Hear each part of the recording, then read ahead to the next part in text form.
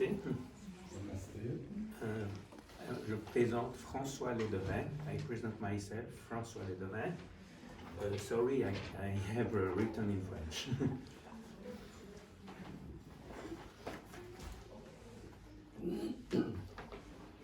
Tout d'abord, un chaleureux merci à Swami Amarananda et à la communauté du Centre Védantique pour l'invitation à prendre la parole ce soir.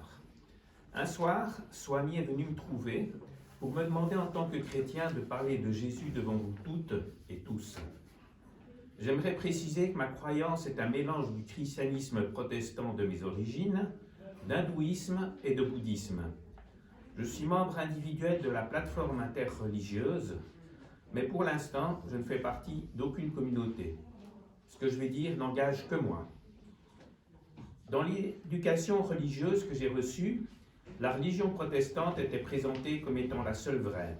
Et dans la déclaration de foi de l'Église protestante de Genève, datant de 1992, et publiée sur son site internet, il est indiqué que Jésus est, je cite, « seul sauveur et médiateur ». Ces deux mots sont écrits avec majuscules. Lors de mon adolescence, j'ai découvert le Coran et deux livres qui m'ont beaucoup marqué et que je possède toujours. Il s'agit de Spiritualité hindoue de Jean Herbert et des Lettres à l'ashram de Gandhi. Du point de vue chrétien, Dieu n'est venu parmi les êtres humains qu'une seule fois à travers Jésus. Du point de vue hindou, les avatars, c'est un mot venant du sanskrit qui veut dire descente, donc les avatars sont des incarnations divines dont le nombre n'est pas limité.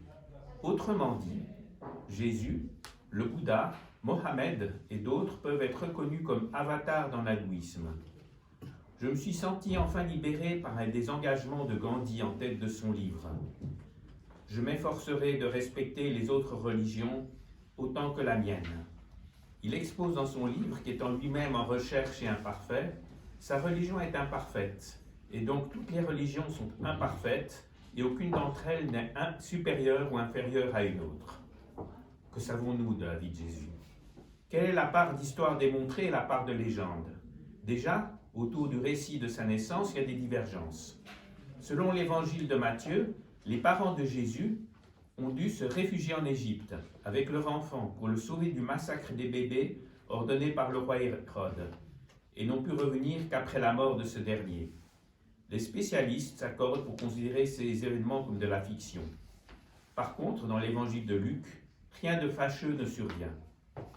Je ne suis pas un spécialiste pour départager ce qui revient à l'histoire et à la légende, ni pour donner une leçon sur Jésus. Je peux seulement partager avec vous mon regard d'amateur et de croyant. Si l'on reprend l'évangile de Luc, Marie et Joseph sont obligés de se déplacer de Nazareth à Bethléem, deux villes distantes d'environ 156 km, pour se faire recenser, comme l'exigeaient les autorités romaines, et pour satisfaire la prédiction selon laquelle Jésus doit naître dans la ville de son ancêtre légendaire, le roi David. Pour une femme enceinte, un tel voyage n'a rien d'une partie de plaisir. À Bethléem, Marie et Joseph logeaient probablement dans une famille proche de la classe moyenne. Le manque de place n'indique pas une malveillance des hôtes, mais l'étable est un lieu plus adéquat, fournissant chaleur et discrétion, plutôt qu'une chambre d'hôte trop petite ou trop pleine. La naissance de Jésus est racontée comme un événement heureux et féerique. Un ange, donc un messager, apparaît la nuit devant des bergers qui gardent leurs troupeaux dans les champs. La splendeur de Dieu les enveloppe de lumière. Les bergers sont d'abord effrayés, puis émerveillés par l'annonce de la naissance d'un sauveur divin. Plus encore, arrive soudain une troupe de messagers du ciel qui proclament la splendeur de Dieu et la paix sur la terre pour les hommes qui lui plaisent. Les bergers se rendent à l'étable et découvrent un bébé. Plus tard, viennent les mages guidés par une étoile. Ils offrent des cadeaux. 8 jours après sa naissance, selon Luc, Jésus est circoncis, puis emmené au temple de Jérusalem, comme le veut la tradition, pour la cérémonie de purification. Il y est reconnu comme envoyé de Dieu par deux vieillards sages et pieux, Siméon et Anne. Une légende semblable existe dans le bouddhisme, où le nouveau-né Siddhartha est reconnu comme l'éveillé, le futur Bouddha, par le sage Asita. Jésus, à l'âge adulte, après avoir été plongé dans l'eau par Jean, il se retire dans le désert. Il résiste aux tentations du diable, le provocateur. Dans la tradition bouddhiste, c'est Mara, le démon de la mort, qui essaye sans succès de perturber la méditation de Siddhartha pour atteindre l'éveil, en lui envoyant des démons effrayants et des femmes séductrices. Par la suite, Jésus a des relations avec toutes sortes de personnes, des notables de la religion établie, des réprouvés comme les prostituées et les malades, des suppôts de l'occupation romaine comme les collecteurs d'impôts et les centurions. Il n'hésite pas à remettre en cause la croyance de chacune et chacun, mais le pouvoir politique semble le laisser indifférent. Ni César, ni Ponce Pilate, ni Hérode ne sont contestés. Noël, c'est le récit et la joie de la naissance de Jésus, avec ou sans connotation religieuse. Ce sont aussi les retrouvailles familiales et les cadeaux. Ce sont des moments de détente bienvenus dans toutes les difficultés de ce monde, mais aussi de terribles moments de solitude pour des personnes sans famille et sans entourage. Pouvons-nous être solidaires de ces personnes seules et suivre le commandement de Jésus? Tu aimeras la personne qui est proche de toi du même amour que toi-même. Il y a 12 ans de cela, j'ai écrit un courriel à une amie qui venait de perdre son oncle et voulait soutenir sa cousine. Voilà, je lis le courriel. Certaines personnes de religion chrétienne sont convaincues que Jésus connaît et aime chacune d'elles personnellement. Pour ma part, je n'arrive pas à croire que Jésus à lui seul peut connaître et aimer 7 milliards d'êtres humains vivants, sans compter tous les êtres humains qui ont vécu pendant les 2000 ans de l'ère chrétienne, même 2023.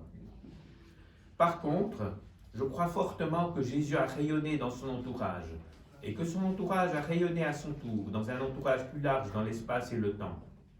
Ce rayonnement a pris une portée universelle, dans la mesure où, sans forcément croire en lui, des millions, voire des milliards d'êtres humains connaissent Jésus. Je suis donc convaincu que d'une manière très indirecte, Jésus a agi à travers toi pour t'aider à être solidaire de ta cousine. Moi-même, je n'ai jamais rencontré ta cousine, mais je pense que la meilleure manière d'être solidaire d'elle est précisément d'être solidaire de toi.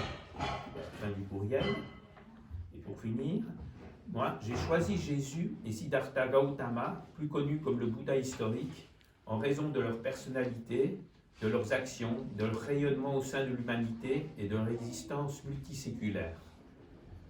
Pour moi, leur qualité humaine se suffisent à elles-mêmes.